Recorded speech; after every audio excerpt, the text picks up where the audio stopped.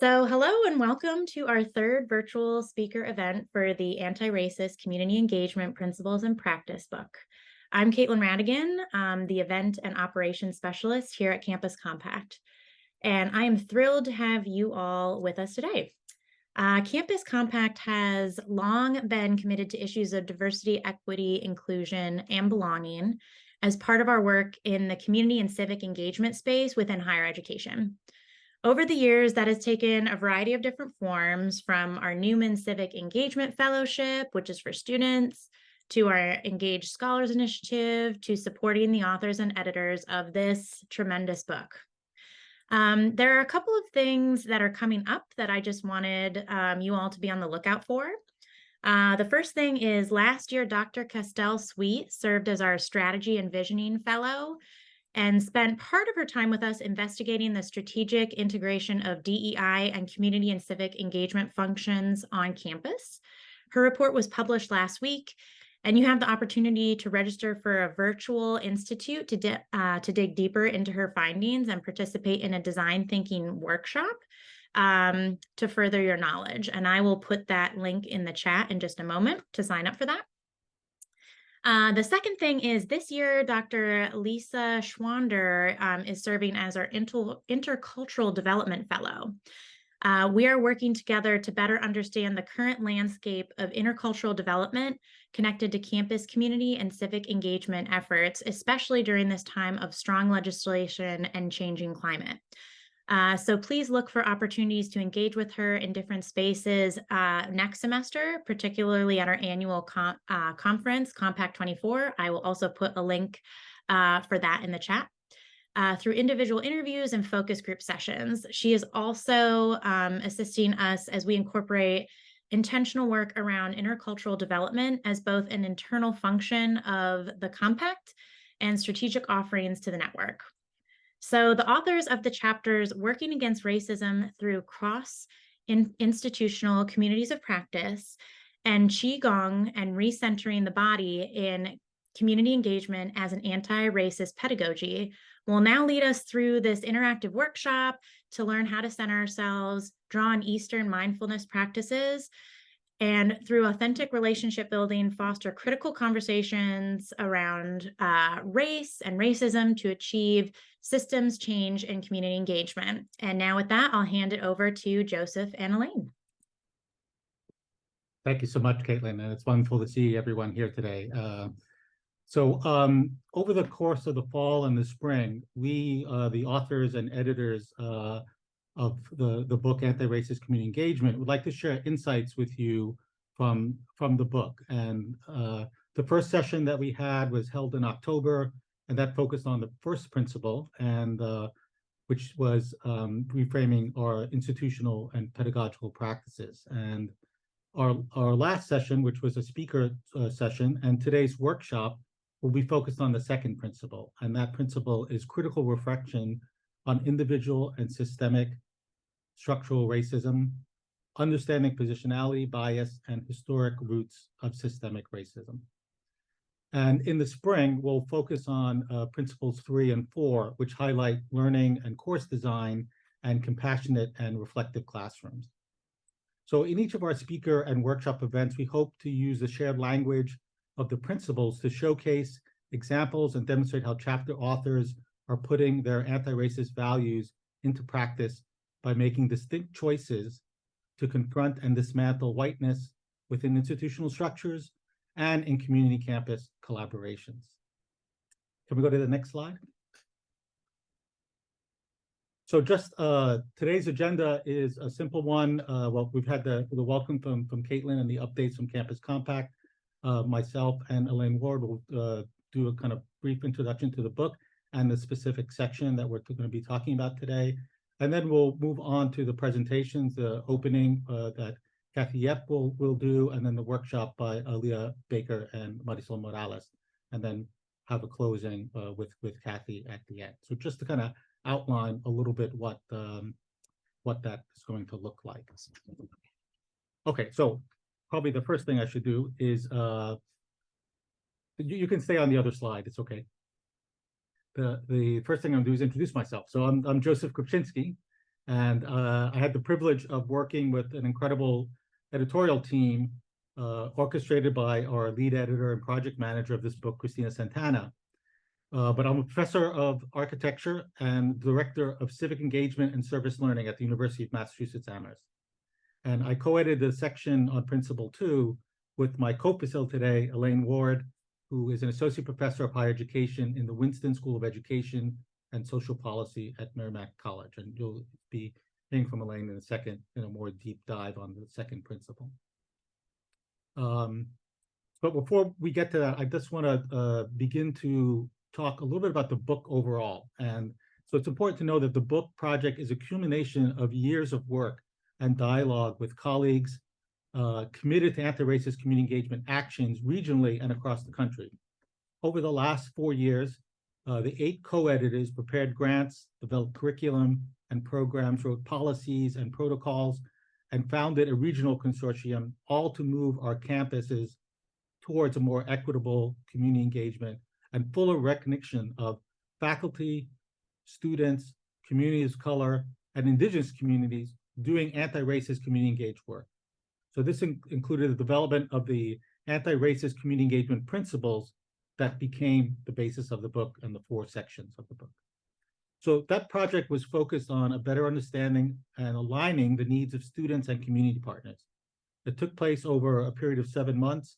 It included teams at 4 campuses across the state of Massachusetts, piles of literature on anti-racist teaching, learning, and research, and much data as we can get to understand how individual institutions understood and responded to the experience and needs of their minoritized students, and focus groups with students and community partners at each campus. So the effect of that work is a series of statements organized into 4 parts or principles that comprehensively capture and define what anti-racist community engagement looks like when the voices of students and community partners are centered. Those principles form the structure of the book. So the purpose of the book is to build on the wisdom of those principles by revealing the groundswell of work already underway to prioritize anti-racist values in the pivot away from the traditional higher ed-centric and white savior ways of doing community engaged teaching, research, and practice. Overall, the chapters demonstrate how the authors implement one or more anti-racist principles in their own work. At no more than 2,500 words each, the 22 chapters are also aimed at ensuring a wide variety of stakeholders can gain insight in a concise format.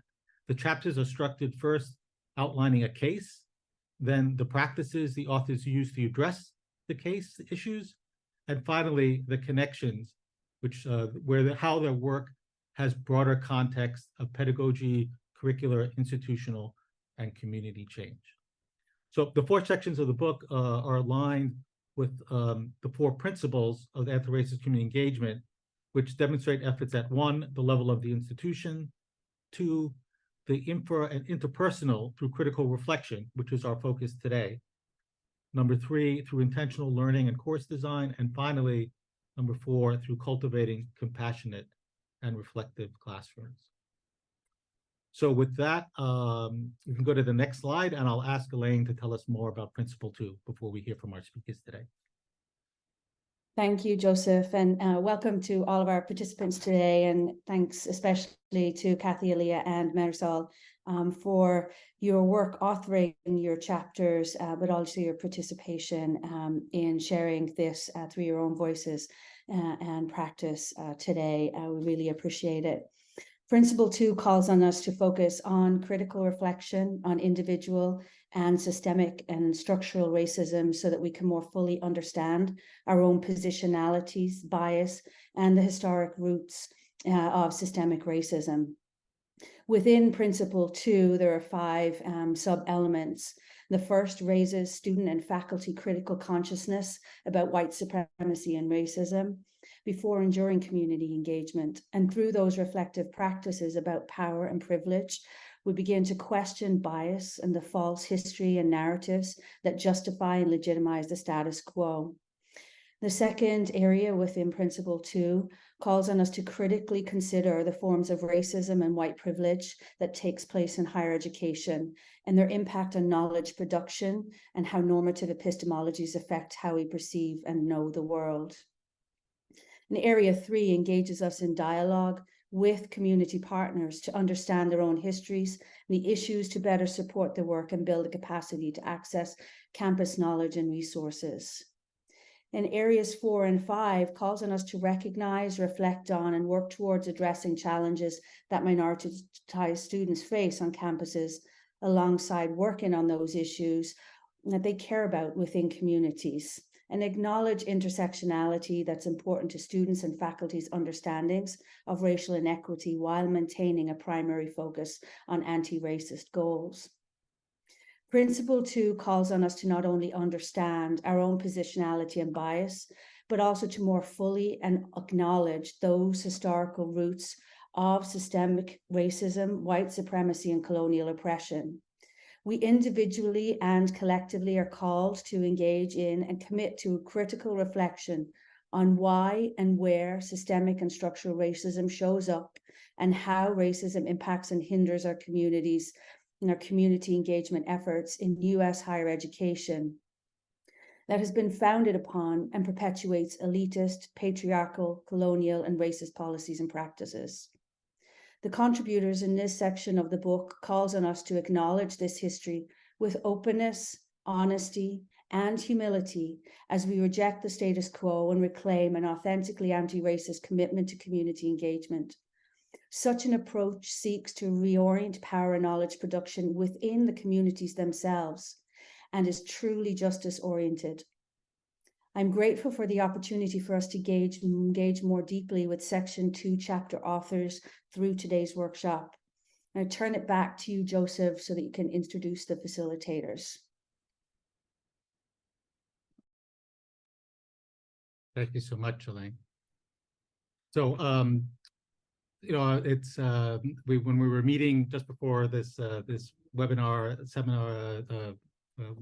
Zoom meeting, we were just kind of sharing how we've had many events about this book, and all of them have been really excellent, and it really is because of the authors of the book, and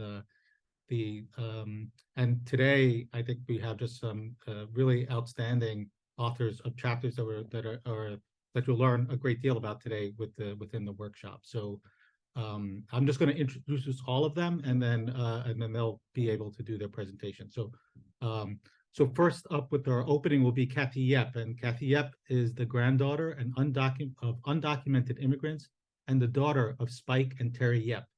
With a focus on feminist pedagogies, community-based learning, and community health, her work has been published by Temple University Press and the Los Angeles Times. And for more information, you can go to her website, which is www.kathyyep.com. And then following Kathy will be the workshop by Aaliyah and Marisol. So Dr. Aaliyah Baker is a faculty member in the Department of Educational Administration, School of Education, and Health Sciences at the University of Dayton. Her doctorate is in curriculum and instruction from the University of Wisconsin-Madison, and her research interests include critical pedagogy, critical race theory, anti-racist leadership, and community-engaged scholarship. And Aaliyah is joined by Marisol Morales, Marisol Morales is an Afro-Puerto Rican educator, activist, and scholar from Chicago. She currently serves as the executive director of the Carnegie Elective Classifications with the American Council on Education and has over 18 years in the field of higher education community engagement with a focus on equity. So I hope you enjoy these presentations. And so, Kathy, you're up next. Wonderful, wonderful. Thank you all for being here. I want to thank the editors and Campus Compact and my colleagues on this workshop and our community partners. It means a lot that we're spending this time together to sort of think deeper into these ideas and these practices. For my 20 minutes, I'm going to provide a little bit of scaffolding, so meaning this idea of multiple modalities through a contemplative practice from traditional Chinese medicine, And then we're going to practice. We're going to practice some breathing and some thinking of the modalities that I talked about in the chapter, which is think, feel, and connect. And then I'm inviting you all to interact in the chat. And then we'll have a short time of the Q&A towards the end. It is a short 20 minutes, so it's a little brief thumbnail sketch. But if we could go to the next slide, that would be great.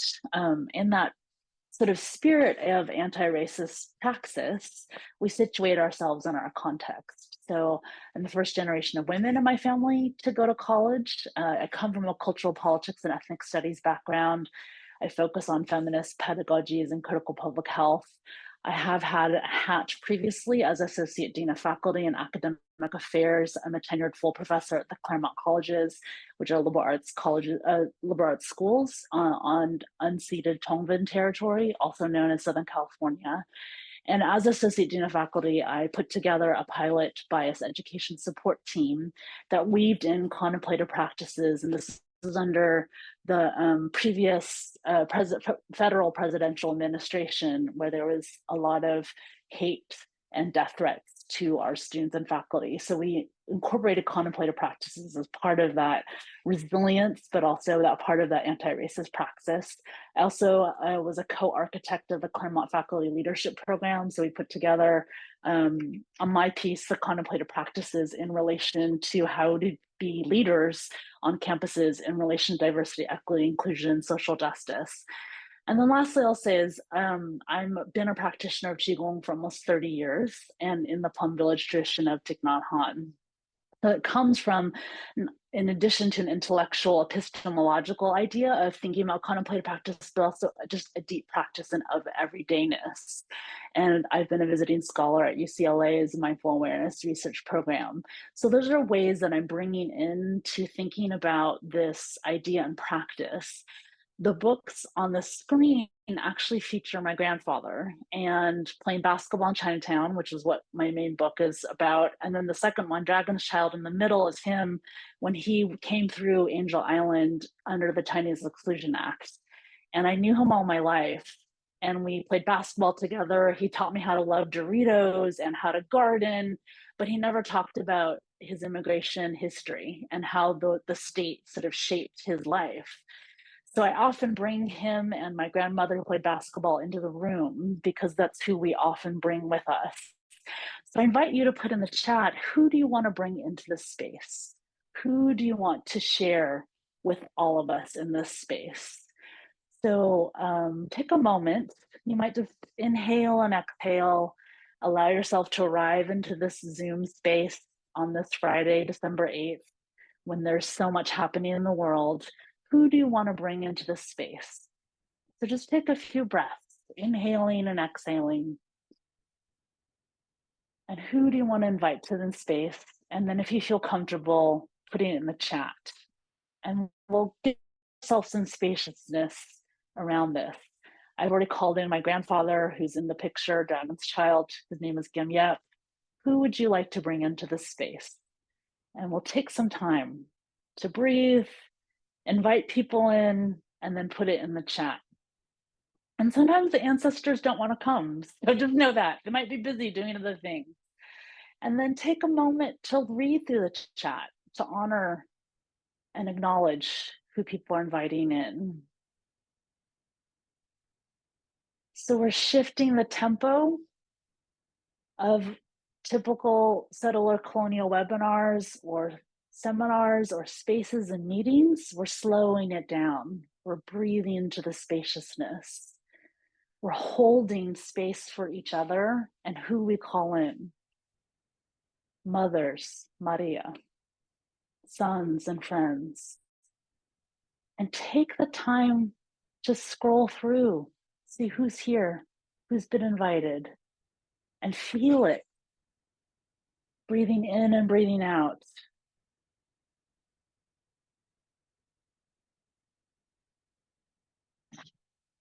And trusting that the facilitators, Dr. Baker, Dr. Morales, and I are holding this space for you. So if anxiety comes up, oh, okay, what are we gonna do next, et cetera, just breathe into that and trust that Dr. Baker and Dr. Morales and I have this intention of holding space with each other and holding this container with kindness as part of our anti-racist praxis.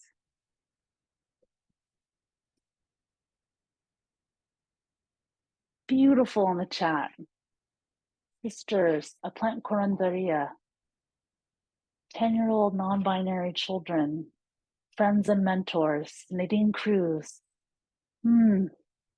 Breathing into this. So we're widening the circle. We're widening the circle. But taking a few more breaths and keeping the space open for a few more breaths.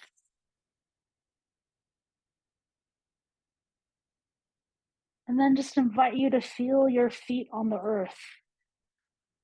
So you might just take a moment just to feel the whole of your feet on the earth. You might even wiggle your toes a little. Breathing into your feet. Inhaling and exhaling. So it's not like you invite people to party and you don't talk to them. So we invited all these people to the party. Now we're going to really welcome them. So we're feeling our feet on the earth. We're saying, welcome. Thank you for coming. Thank you for being here. Thank you for being with us. Breathing into our feet, breathing into the earth.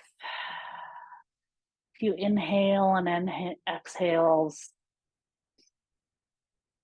And then if you want a hand on the heart or a hand on the belly or a hand at the side, just feeling your body inhale and exhale.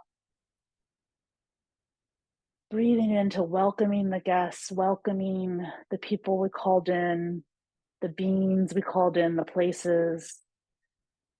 And then acknowledging our positionalities. For me, I'm a settler colonial guest. So I'm acknowledging that I'm a guest on unceded Tongvan territory. So that breathing into and a request of whatever space you're on and acknowledging the ancestors and the original and current and future stewards. Breathing in and breathing out. And that ask, may I be here? May I be in community? And giving that time and space for that humble ask and that response. So taking 3 more inhale and exhales for that ask and hearing for that response with humility. And then 1 more inhale and exhale as we transition into the Zoom room with all of our guests and with that ask. And may we go to the next slide, please. So I appreciate to the editors for this opportunity to really weave together some practices that have been happening for decades and thinking about the legibility of this practice. So under the heading of Principle 2, which is listed above, I was been thinking through for these last decades how we often grapple with these hidden rules of what is the role of the body in settler colonial classrooms. And often there's an unspoken assumption that we're just heads on a stick and that community members are objects and informants. So community members provide, it's the sort of transactional relationship. And we then study their stories and their ideas. And the practice that I've been learning and practicing alongside community partners is shifting the modalities. This is the scaffolding part, to multiple ways of knowing. And that the relationship alongside the community partners and with my co-learners and students who are enrolled at the Claremont Colleges, a settler colonial institution, is this integrative approach pedagogically of the mind, of body, and spirit, and how that shifts to really thinking and asking with humility to community members as agentic subjects, as collaborators. What are some assumptions with our community partners in terms of how do you learn, what are you yearning for, and then how may we collaborate together? So going to the next slide. So what we've done is in these Asian American Studies classes, and I want to situate in the context, I'm at a liberal arts consortium. So we're mediating quite a bit of whiteness, white supremacy, sort of heteropatriarchal privilege, class privilege. I just want to put that out there. This is a very particular type of institution that I'm housed in. From that, we have Asian American Studies classes that are social science, humanities, and disciplinary oriented. And we've worked on Train the Trainer with a community partner. And this is Interfaith Movement for Human Integrity, who are working on abolition, who are working on learning from those who are directly impacted by immigration detention and the carceral state. And during this period that I'm talking about for this essay or this chapter, I focused on, they wanted Train the Trainer in terms of a contemplative practice to exist and survive, because those that were directly impacted were mediating so many interventions by the state. So we go to the next slide, please. So what do? I drew from my tradition of Dayton Qigong. In the middle is Yang Mei Zhan, who's the lineage holder from the 20th century. And then the bottom picture is Bing Kung Hu, who was situated in Berkeley. And they carried on this tradition of wild goose or Dayton Qigong. For those who are not familiar, Qigong is thousands-year-old, based in China, and the fundamentals are breathing awareness and movement. What's fascinating about Qigong is there's a epistemological thing of everything is connected. Everything has qi, trees, past, present, and future, all beings, nothing is separate. And it's sort of completely connected with thinking about the work of Interfaith Movement for Human Integrity, which is all humans are sacred across bars and borders. So this idea of reconnecting as a liberatory framework. What we did in Train the Trainer is we did belly breathing. So in this sort of, in this graphic, we inhaled and then we exhaled. And we inhaled, our belly went out. And as we exhaled, our belly came in. And we'll do some practice with this later. But essentially, to give you an idea of what we did as a regular practice in our classes at the front end and the back end. And then as things happened, like George Floyd and other murders of individuals that were related to the state and white supremacy, we did rapid response. Qigong students in the class did written reflections, and then they also did political engagement based on the work of Interfaith Movement. So we'll go to the next slide. So the impact on the left here is a poem written by one of the organizers from the community partner.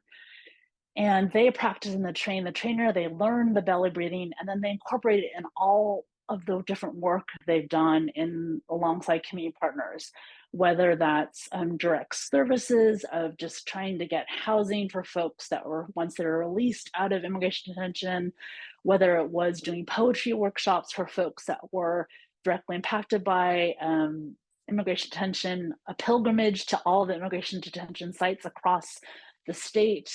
So she wrote this poem, and you see in the words, energy, gentle movement, powerful source, push oppressive narratives, past trauma, let it go, open heart, pull peace, push light, pull kindness, push love. So you see this tension of inhale and exhale, of releasing and bringing in. And the students at the colleges learned alongside the community partner. And I paired this part of her poem with a quote from a student reflection, which is, as a deeply feeling person with intersectional identity, choosing to stay, embodied in a classroom of privileged bodies, rigid, defended, and rehearsed, and a class by a professor who describes to a purely intellectual teaching model feels impossible. The embodied practices at the beginning and end of class have allowed me to connect how I'm physically, mentally, emotionally feeling rather than operating as a machine.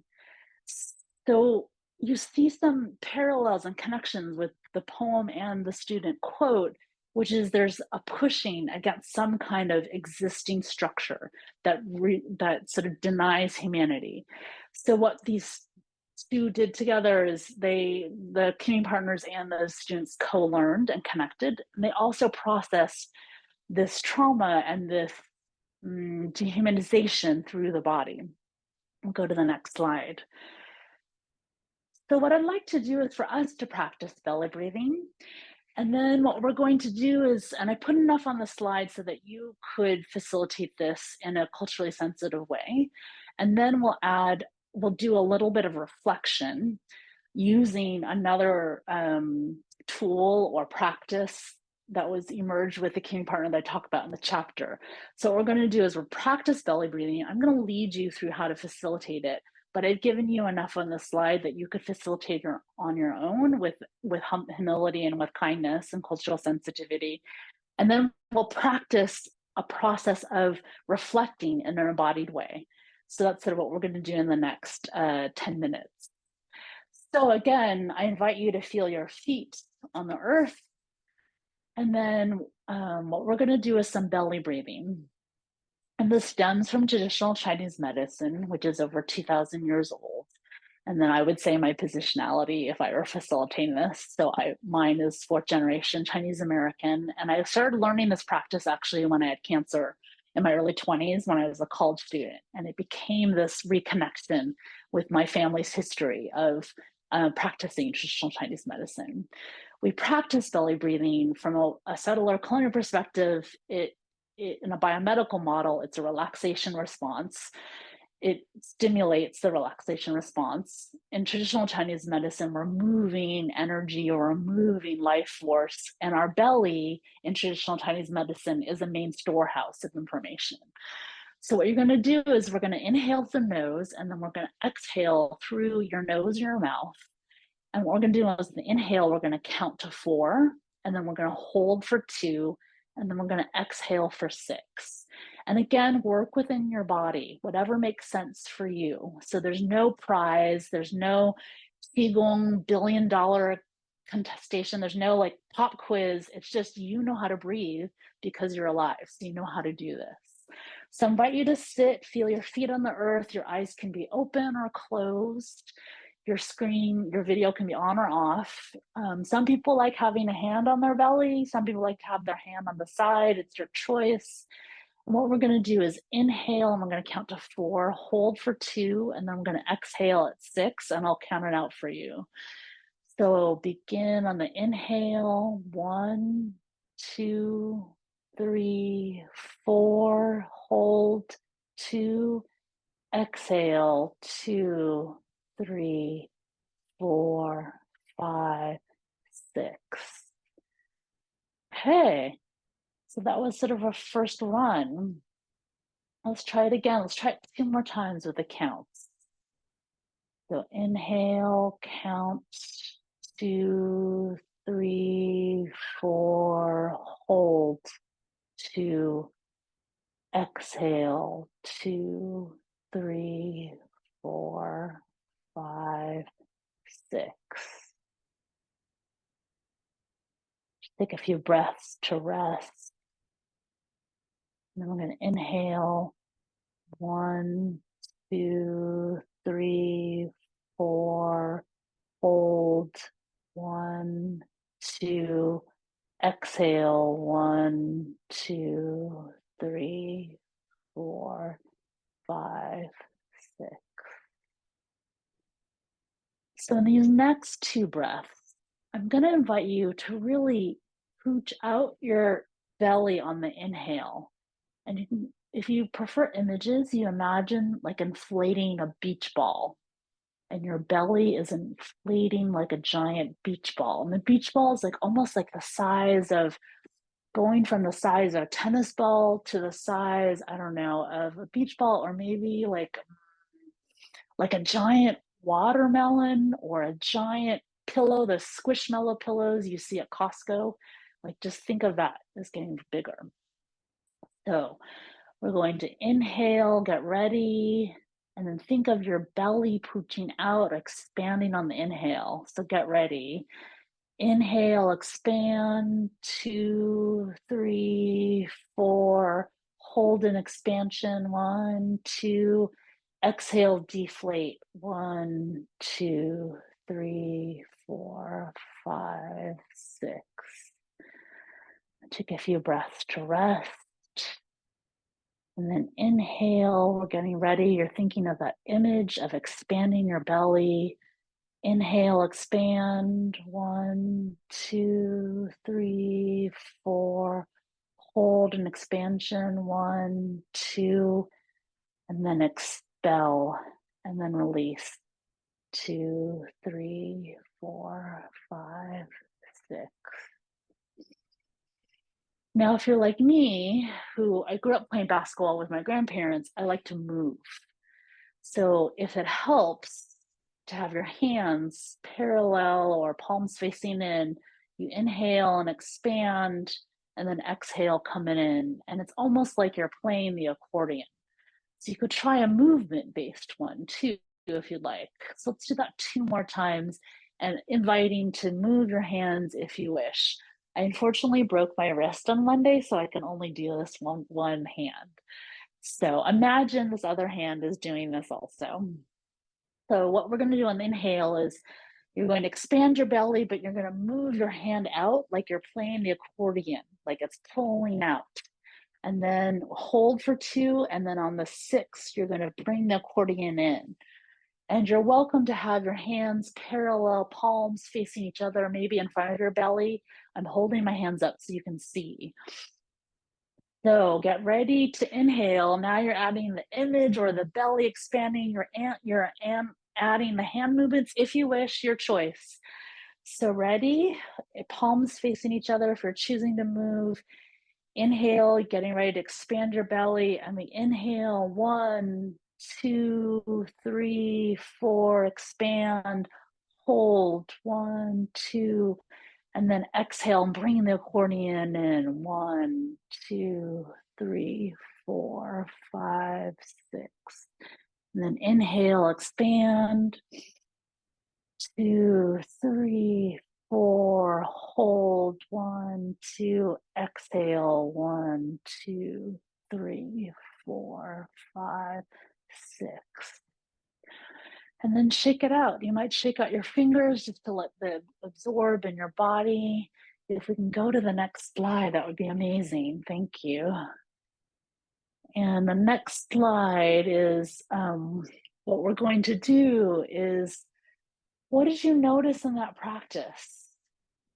So with our community partner, when someone shares their story, we often say, what do we think? What did I notice? What did I learn? And we put our hand on our head. And then with our community partner, we might put our hand on our heart. What do we feel? What moved us by hearing this story? What moved me by sharing the story from the community partner's perspective? And then we put our hands out. What did this reflection, or what did this story sharing or hearing or this breathing practice inspire me to do? So I invite you to pick one, just given the time. So you can either do what made me think, or you could pick how did this make me feel, or you could do hands out. What do I want to do? What is this inspiring me to do? So we're reflecting on this belly breathing we just did, and you can pick. What did it make me think of? You could pick your heart. What did it make me feel? How did it impact my heart? What feelings popped up?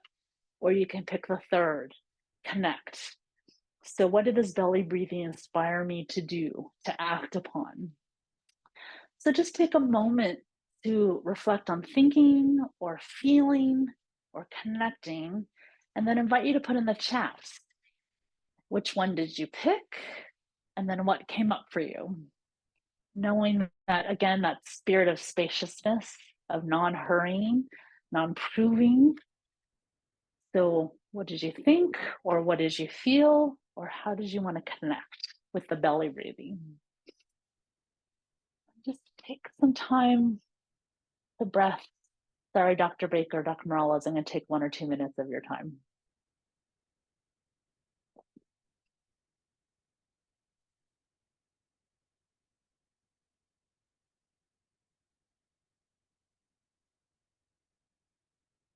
And we're just breathing and just taking in. Yep, go to the next slide, thanks.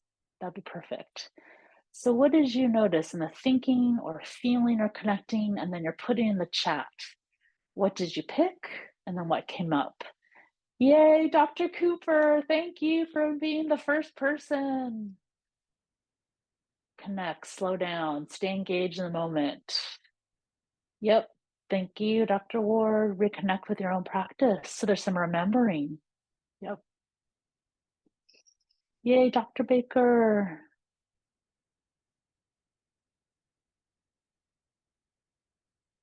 Thank you, thank you. So as these come in into the chat, beautiful shares, thank you.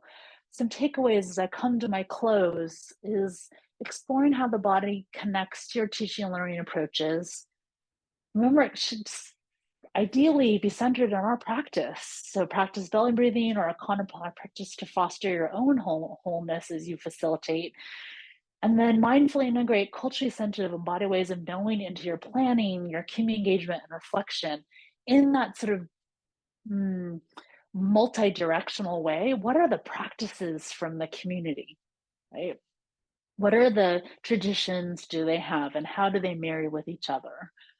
Next slide, please. So slow down and just be, feel. I had to concentrate on putting my belly out. Yep, wanting to do the opposite, right? So this idea of there isn't a perfection, there isn't a perfect way of belly breathing. It's just that noticing and coming to be with. And then grounded. Thank you, Alexis. Thank you, thank you. So in that short 20 minutes, we did some scaffolding of thinking about what is the hidden rules around the role of the body in the classroom and in community partnerships. And then what are multiple ways of knowing? Not something, it's something we can teach about and provide readings on, but we can practice it in relation to each other and our settler colonial institutions and also with our community partners.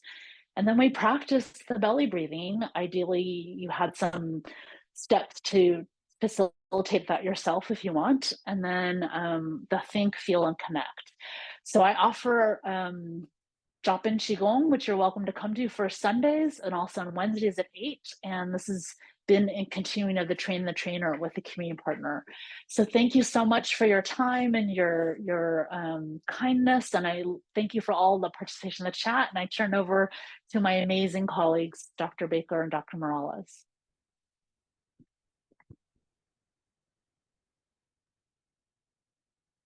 Thank you, Good Kathy. afternoon. Yeah. That was great. Great. Awesome. Go ahead. I'll go ahead. Thank you, Marisol. Are you okay with sharing the slides? Okay. Yeah. Awesome. Fantastic. Thank you so much, Dr. Yep. Good afternoon, everyone, or good day, depending on where you are. I feel so much more at ease now. That was very helpful, very therapeutic as well. My name is Dr. Aaliyah Baker. I use she, her pronouns. I am an African-American woman and rebel thinker in many ways. I have black hair, brown eyes. I am 5'4" tall, and I am sitting in front of my home office computer in Dayton, Ohio.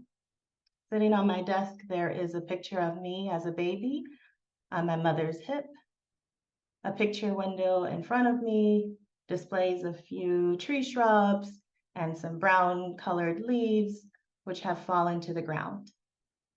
In addition to my research and teaching, I serve as a faculty coordinator for the Moral Courage Project through the University of Dayton's Human Rights Center and dissertation advisor to a diverse group of doctoral students. The title of our chapter in this phenomenal book, in this groundbreaking collaboration, is there on the screen for you. And I would be remiss if I didn't give a quick shout out to one of our co-conspirators who is actually in this space as well. So through a really fantastic collaboration between myself and Dr. Marisol Morales, Dr. Sharon Lowenstein, and Dr. John Reif, we wrote about a practice, a social project, if you will, in which we titled Working Against Racism Through Cross-Institutional Communities of Practice. Before we kind of dig into what we did and what that looks like with regard for the tools that we need to practice anti-racist pedagogy, I'd like to go to the next slide and maybe just see who's in the Zoom room. So we've already got some folks putting in really healthy emojis that can be helpful in this next poll. If you will, using an emoji, would you share which choice aligns closest to your current role? So if you're a current student, if that's really aligning with your work right now today, feel free to use a red heart. If you're an administrator, feel free to use a purple heart. Higher ed faculty or staff, a yellow heart. Community-based participant, a green heart. And anything else that we have not thought of that is not in an attempt to exclude, but rather it was a very short list on the slide. Anything else, go ahead and use a blue heart and feel free to add what your role is, how you identify the most right now in your space, in the workspaces that you belong to. Beautiful. And as those are coming in, I invite you to pay attention to who's in the Zoom room and be mindful of that as we move forward with regard for our own goals of practicing anti-racist pedagogy, anti-racism within communities of practice and place. Can we go to the next slide? So we have a bit of an activator as well. So this is definitely hoping that it's a little bit more interactive for you. Also in the chat, if you, when you're done stating who you are, who's in the Zoom room, go ahead and place your name, or you can, leave it blank because names are already there. And write down the city, state, town, country, or province where you do your work, where your work currently operates within, what spaces, what geographic location. And also include one hope that you have for your own anti-racist learning or for engaging in this space today. Beautiful. Thank you so much, Jenna. Excellent. Thank you, John. Fantastic. Keep those coming.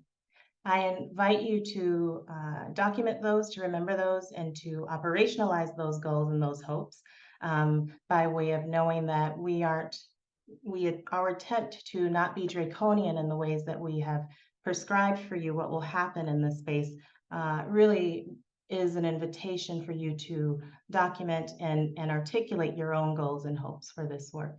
And so we do that both in practice, in process, as well as in product. I would also invite you to take a look at some of our partners here in this space and maybe learn from their goals and their hopes.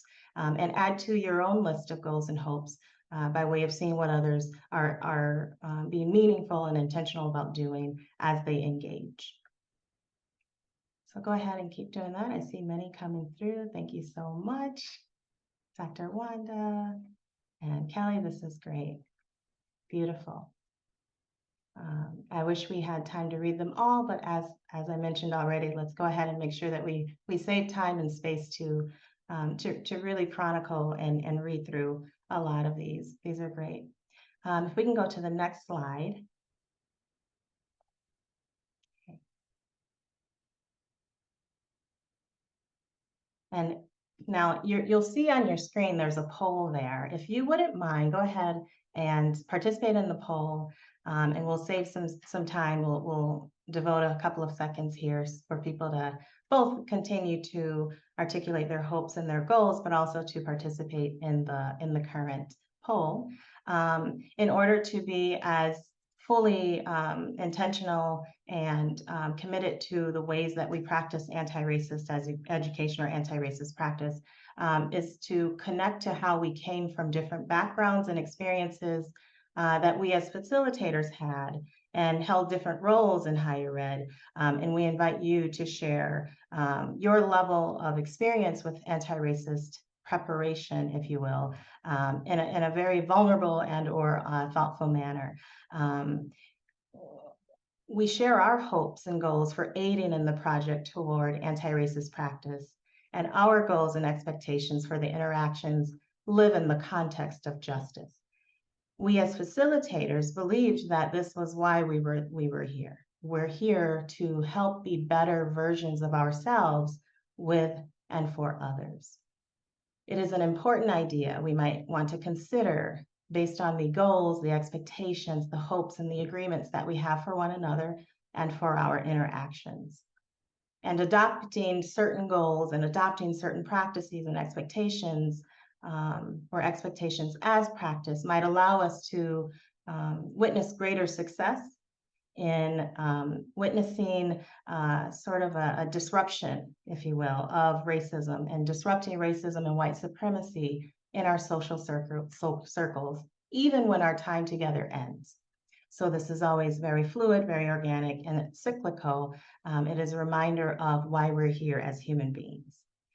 We felt it would be we would be better equipped with the actions, habits, and practice, the practices that are necessary for disrupting systems of oppression if we centered our current levels of experience.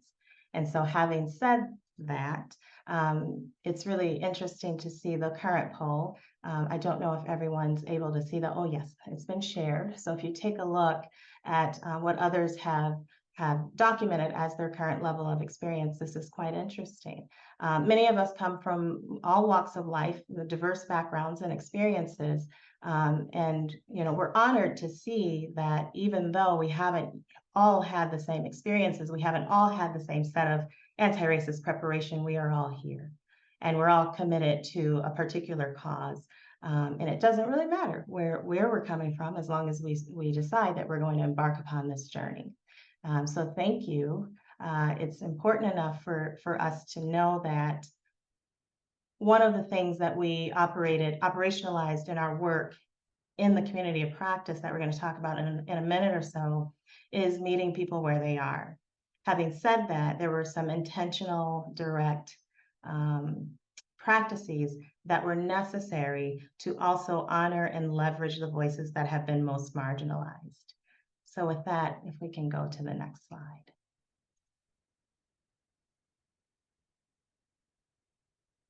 So here's we can go back to Kevin Hart. That's okay. I mean, if people don't mind seeing him kind of call us out for a minute or two, and then I'll talk through some of what this meant with regard for both the chapter as well as the work that we did in the community of practice. So here, Kevin Hart, famous comedian. I don't know if you know him or not. I do know him very well. I love his work. This is, for me, it was that visual representation of thinking about the ways that we have been in moments, in interactions with others, and we find ourselves thinking about the biases that are running rampant, or the historical context of racism being ever present, and wanting to say, that's it, right? There it is. Calling out, calling in, using the tools and the strategies that we know from pedagogical practices, but also leadership practices, in ways that really help to invite and frame what is happening and when it's happening. So similar to the poll and similar to Kevin Hart right now, this is inviting explicit framing of the preparation necessary based on our experience. But this is also contrasted with white dominant cultural beliefs about intelligence and knowledge. So I use Kevin Hart intentionally and explicitly as a form of knowledge by way of shaking things up in important ways. Now we can go to the next slide. So some of those tools that you all probably came wanting to learn more of live in the ways that we talked through and we centered the knowledges that were present in the community of practice that we embarked upon as a social project about 2 years ago now. So calling out and calling in, centering our bodies, as Dr. Yep has helped us understand more deeply, and speaking versus doing, right? And doing as action, as habits of mind, as opposed to knowing the language we use and then just kind of reporting on that language without actual action taking place. In this space, we centered our bodies as experience and knowledge, both in this current workshop as well as in the community of practice. We valued our human experiences as knowledge and embraced cultural identity as it pertained to the experiences of Black and Indigenous people of color. We worked intentionally in the community of practice to center theoretical, practical, and epistemological perspectives, truths, and realities. And considering what has happened to Black and brown bodies by way of social and medical apartheid, we operated to affirm anti-racist and anti-colonial actions in hopes of creating courageous spaces for others. That was the kind of learning space and ultimately the kind of world we wanted to help create. Anti-racist practice in higher ed is essential for navigating the times that we're living in today. Now more than ever before, we felt we needed to be more intentional and more methodical about the anti-racist professional development that institution of higher ed faculty and staff needed to navigate the dangerous conditions of racism in our society, particularly within the context of community engagement. That's what brought us together. During that time, we were experiencing a health pandemic, a racial pandemic. We had just witnessed the killing of George Floyd in 2020. Community engaged higher education professionals were seeking ongoing collaborative, co-collaborative experiences that invited dialogue and deeper understanding as a way towards anti-racism and healing. We situated the organic and transformative activity of co-constructed dialogues in the anti-racist community practice alongside current literature, which was not only appropriate, but also essential for transformative goals. So speaking of literature, Ta-Nehisi Coates, in his book, Between the World and Me, writes very effectively about the ways that Black and brown bodies are subjected to a particular kind of heavy lifting, a particular kind of work that is required in order to bring about full justice. And he does this in a very creative way. He does it as a letter to his son. So if you have not read Between the World and Me, I strongly suggest that you pick it up and maybe read it just for your own knowledge. But I am going to share a little bit of that book here today to do some of what we're talking about, to center that kind of thinking, both intentional and methodological approaches of understanding human experience and the work of justice, particularly as we center the experiences of BIPOC people. So I'm just going to read just a quick excerpt and then just kind of talk about it as it connects to what we did in the community of practice. So Ta-Nehisi Coates says, "The mettle that it takes to look away from the horror of our prison system, from police forces transformed into armies, from the long war against the Black body, is not forged overnight. This is the practiced habit of jabbing out one's eyes and forgetting the work of one's hands. To acknowledge these horrors means turning away from the brightly rendered version of your country as it has always declared itself and turning towards something murkier and unknown. It is still too difficult for most Americans to do this, but this is your work. It must be, if only to preserve the sanctity of your mind." So I invite you to think about how this resonates with you, no matter what your background of experiences are or what your level of experience is with anti-racist preparation. And think about particularly that last part. This is your work. It must be, if only to preserve the sanctity of your mind. I share that because this is where we came from. This is where we started. We wanted to create a space not only that would allow for a bit of cross-institutional dialogue, cross-racial lines and experiences, but to allow for a space for healing, allow for a space where Black and brown people, Black and Indigenous people of color didn't feel the heaviest burden, the heavy lifting of having to do the work constantly, right? We believed this was the work for all of us.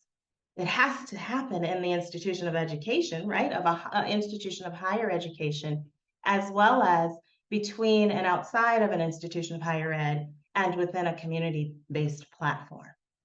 The anti-racist practices we engaged in focused on adapted and applied theories of learning. We invited other higher ed professionals to participate in a broader anti-racist community of practice that operated across physical and social constructs, right? Physical and social spaces, and allowed us to restory the work through reimagining and expanding the active roles we played in the creation and the co-creation and participation of what it means to be with and within community.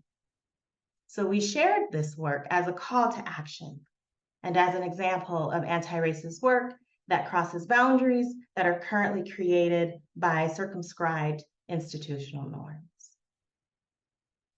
if you can, well, we can stay here for a minute. Yeah, we can, yeah, either way.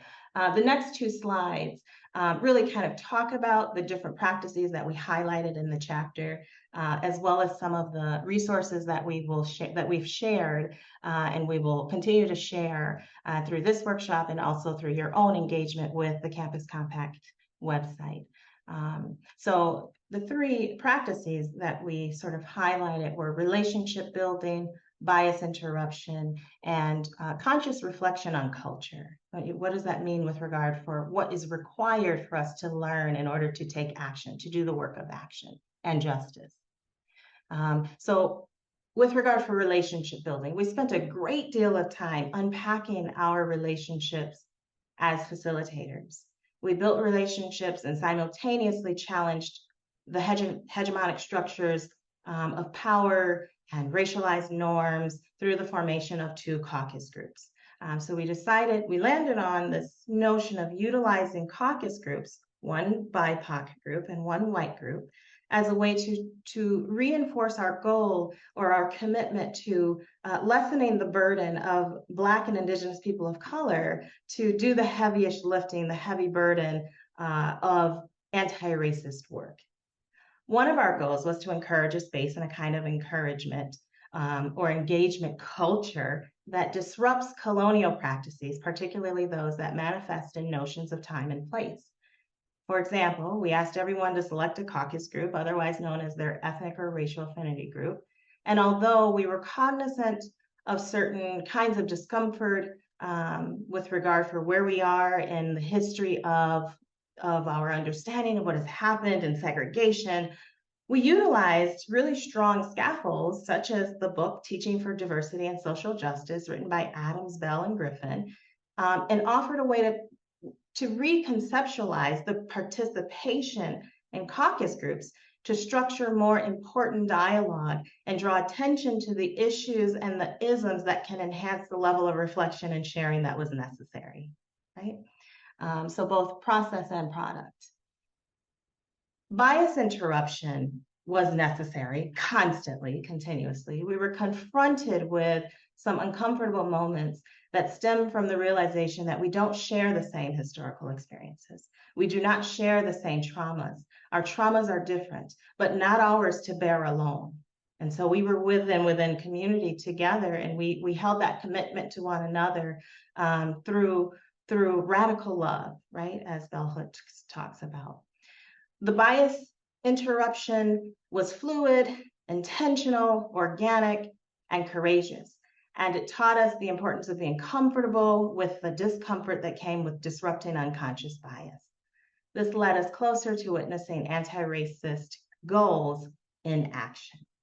Okay? And then finally, conscious reflection on culture and the required learning for action. We reflected perpetually and continue to reflect on the culturally mediated behaviors, habits, and words that found themselves at the core of our interactions and worked very intentionally to disrupt white supremacy culture. This is difficult when the elements of a particular culture are affirming and familiar to most in that space, even Black and brown people, right? We are all products of our environment. We have been socialized by way of normative approaches to understanding culture. The resistance to this hegemony must then manifest in a kind of humility and a kind of trust for one another in order to welcome that kind of growth and change that is necessary for anti-racist action. So we continue to, we get the question of how do we do this outside of what was done a couple of years ago? How can others do the work, continue the work that we created in that space? And we encourage readers of this book, and particularly this chapter, to do that work, to design carefully crafted emancipatory spaces and liberatory praxis in their own context, in their own ways. Yet it is important enough for us to assert that we do not encourage replication without really understanding the depth of relationship building, bias interruption, calling out, calling in, centering oneself and experience, conscious reflection on culture, and deliberate and ongoing practice. Doing so would be at the behest of those who have suffered the most from racist institutional norms. So I think the next slide is just an example, and it's kind of a segue into a little bit more of what Dr. Morales is going to help us understand in terms of what we did and what we hope to see as a continued outcome of this work. We offer resources, strategies, ways of thinking through how you might grapple with co-creating emancipatory spaces, carefully crafted emancipatory spaces. And so on this slide, there's the list of norms that we created, the suggested ground rules that we kind of started with in order to center our hopes and our awareness of one another with regard for sort of a social contract or charter to be within community. So this is one example. There's the digital companion website that is available through Campus Compact. And then segueing into our last part of this workshop, we're also going to engage in one of the activities, one of the exercises that we did to do some of these things, to interrupt bias and to build relationships and to critically reflect and consciously reflect on culture. So with that, I turn it over to you, Dr. Morales. Thank you, Dr. Baker. Isn't she wonderful? It's such a pleasure working with her and the rest of the team. So, folks, I think what Dr. Baker highlighted was really the sort of intentionality that we tried to bring into this space, knowing that it was a heavy time. And so I'm going to share with you a little bit about the background, and, more of this was sort of something that's an idea that sparked in Dr. Lowenstein, and she reached out to Clayton, and Clayton reached out to me when I was at Campus Compact, and it kind of snowballed into this thought, like, how do we create this anti-racist community of practice that's not just for white folks, but that also encompasses the experiences of BIPOC folks, and bring it together in a way that's really, as Dr. Baker said, about healing. And so I think, one of the things to sort of know is that we were learning as we were doing, right? We spent a lot of time connecting and building relationships with each other. Dr. Baker and I had a relationship from a previous experience. Our connections were not sort of straightforward, but we had to create those deep relationships in order to be able to hold this space. And that's exactly what this was about. I can't sort of iterate enough our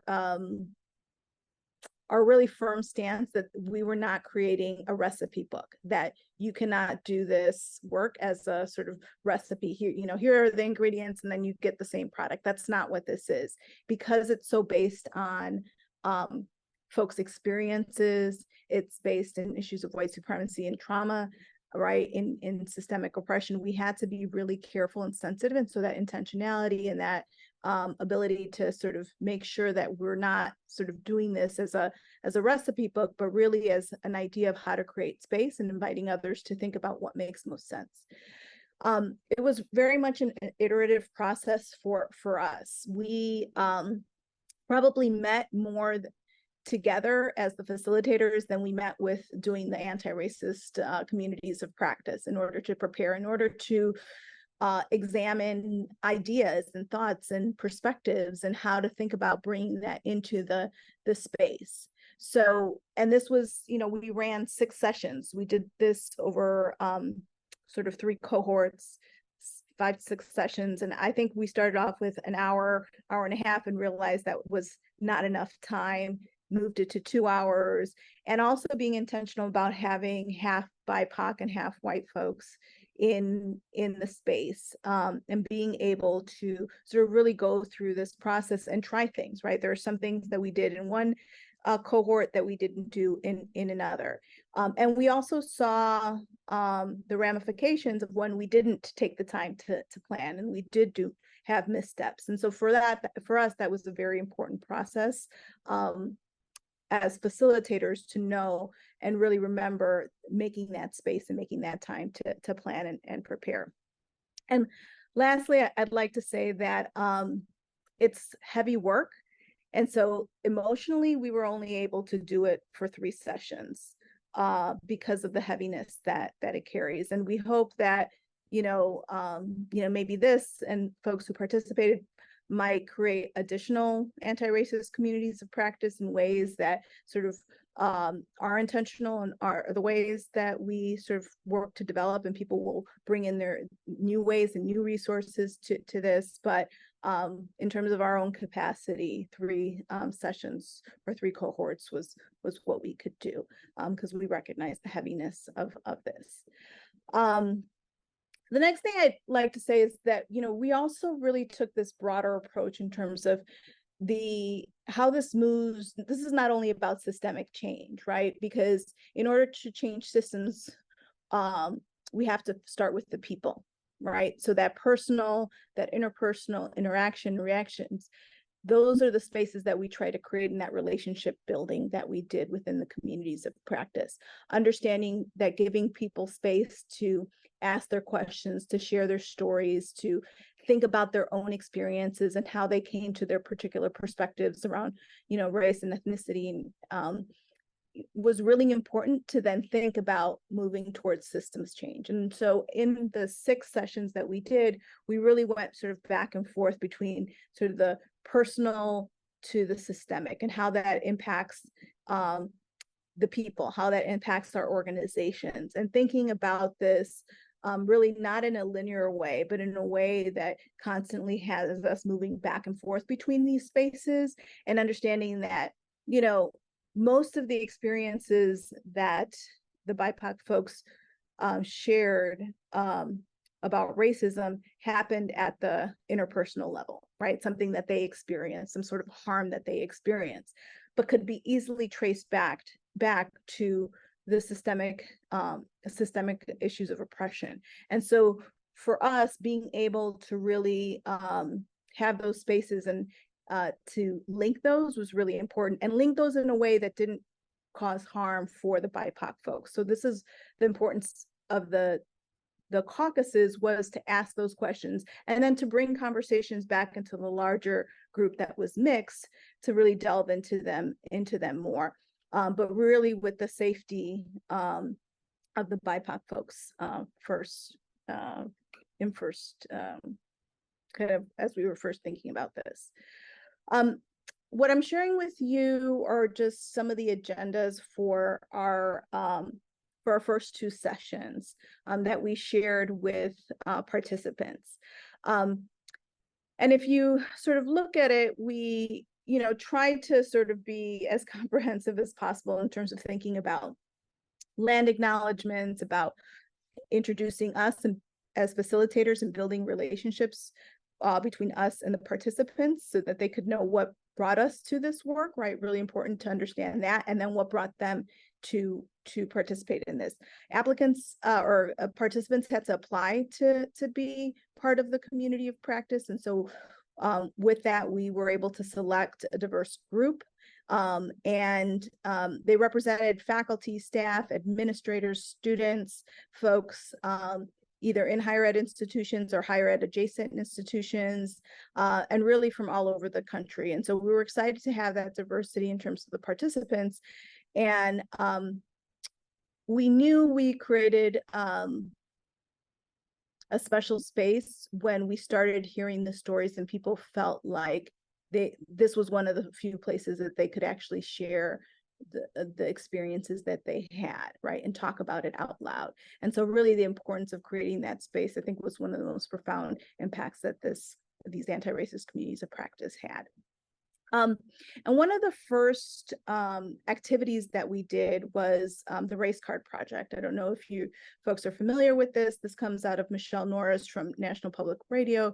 She had this Race Card Project that we asked folks to do on Jamboards. So both sort of this visual representation of this, and we'll share that exercise with you shortly, but it gave us a really important activity to open up the conversations about race and anti-racism, and to see the positionality of each of the participants. And so we invited them to spend some time sharing with us their 6 words, and Dr. Baker and I will share ours with this group shortly. But we really also tried to embed an evaluation process in it through Padlet so that we could use that to, again, adapt our sessions from, from first to second and moving on. And so you'll see that we tried to bring ritual and centering into this space, that body work, really asking people to sort of turn everything off and focus, right? And have this dedicated space to focus and be part of this, to thinking about sacred space, presence, social emotional processing, the things that we wanted to authentically embed in this space, especially because we were in COVID and our spaces of connection, physical connection, were limited. How could we create that connection through this virtual space in a way that dealt with heavy things, but also brought us to each other in spaces of intentionality. So we knew we weren't going to get everything right. We didn't pretend to, but we knew that we came in there with the intention to do right.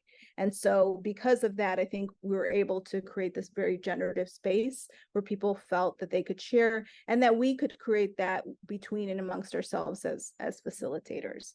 And also the introduction of critical race theory, I think, was important. So also, like Dr. Baker alluded to, like the grounding in really important academic and theoretical work for them to connect to that research and continue their own practice and learning with these resources that we were able to collectively generate. So I'm going to move on to one of our main activities. This is, again, the Race Card Project. This was Michelle Norris from NPR who developed this. And what she asks in this, or what the Race Card Project does, is ask us to think about the word race and how would you distill your thoughts, experiences, or observations about race into one sentence that only has 6 words. And so I invite you, I'm going to ask folks to maybe take a minute or so to think about that.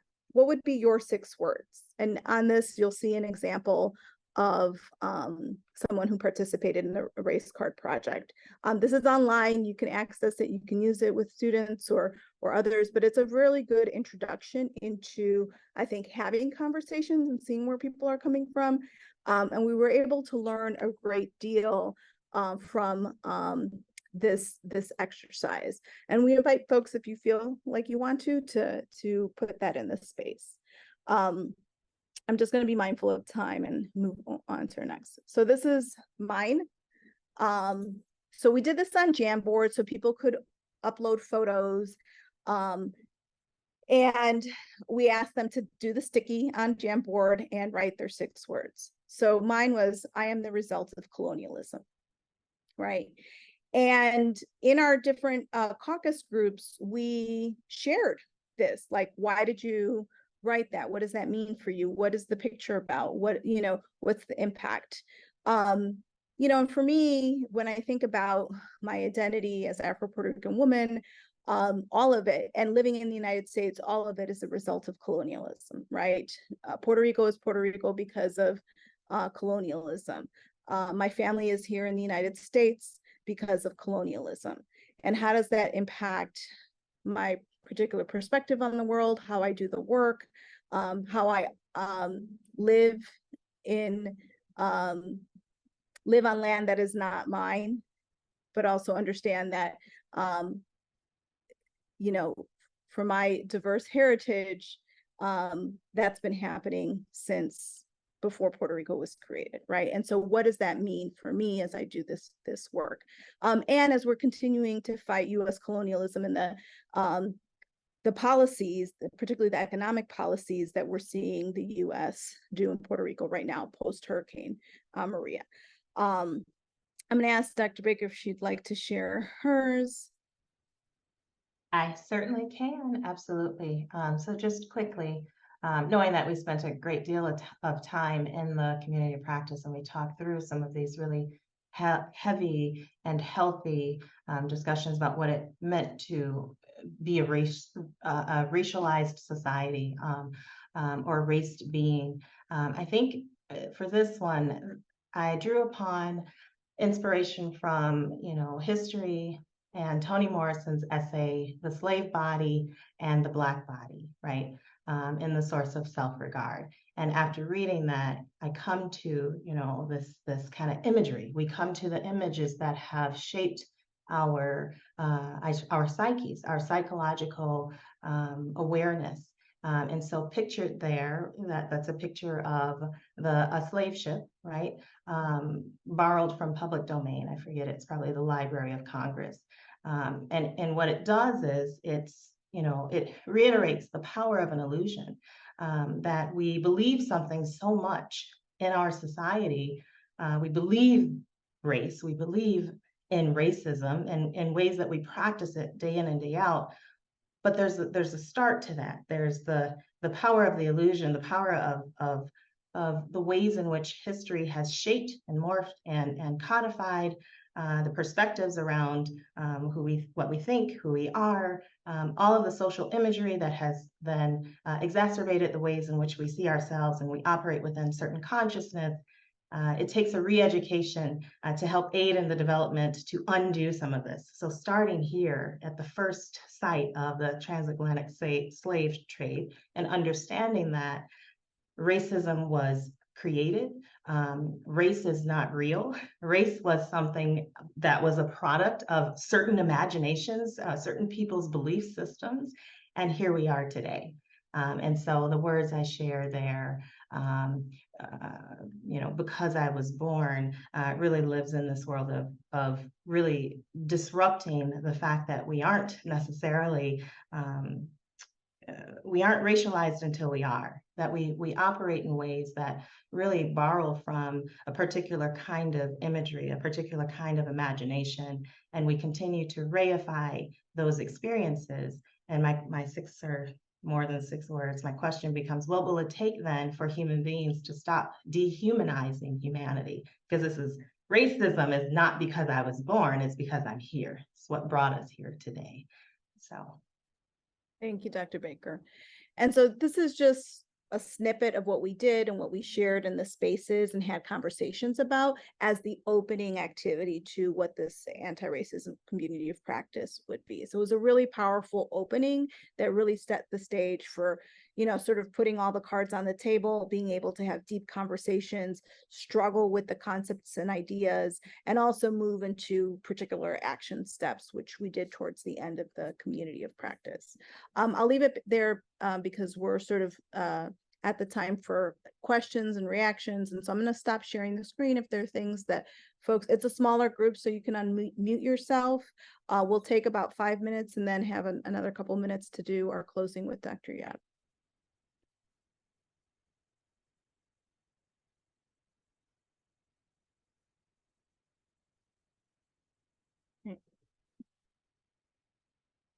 Any questions for Dr. Yap or Dr. Baker or myself? Thank you all. We've got our co-conspirator, Dr. Raifan. I don't know if you want to share anything, John. Oh, I'd love to take about 20 minutes to share stuff, but I know I don't have that much time.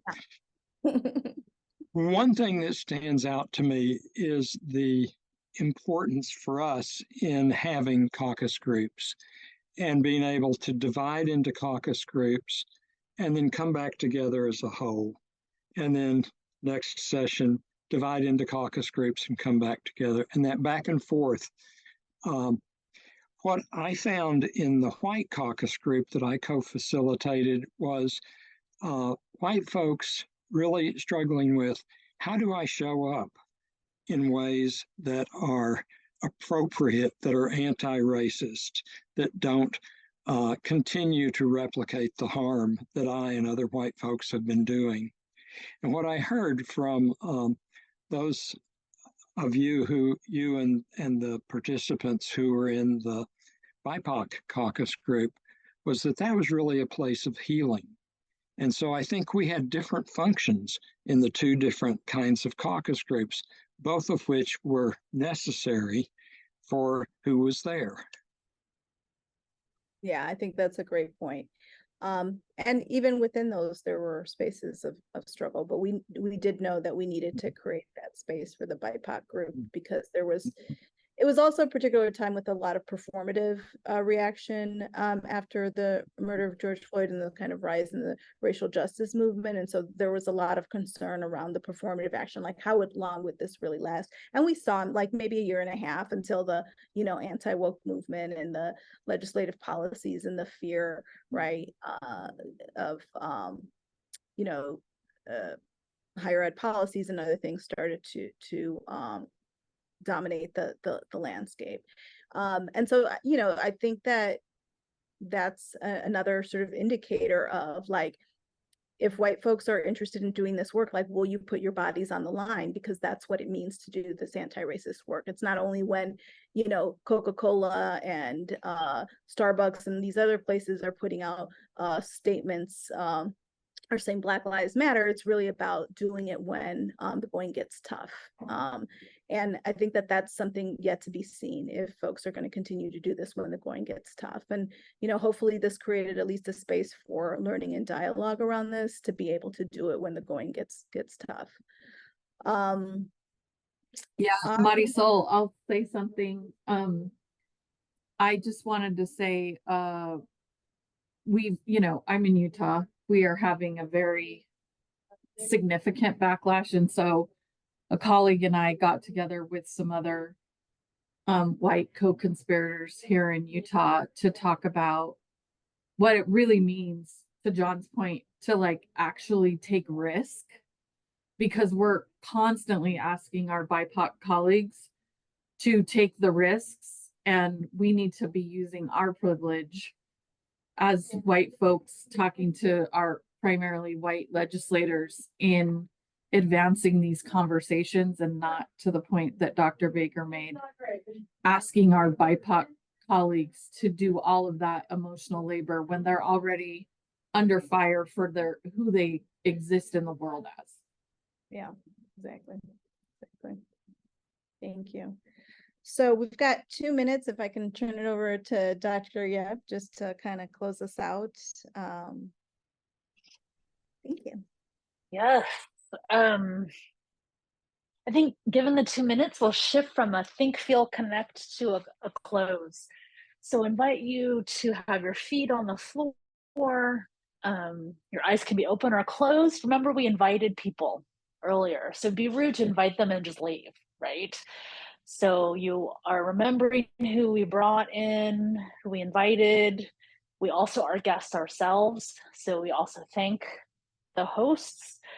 So just inhaling and exhaling. You're welcome to have a gesture if you wish, a hand on the heart or a hand on the belly or a hand on the shoulder. This activates the vagus nerve and the relaxation response. You could rest your cheek on a hand, whatever makes sense in this moment.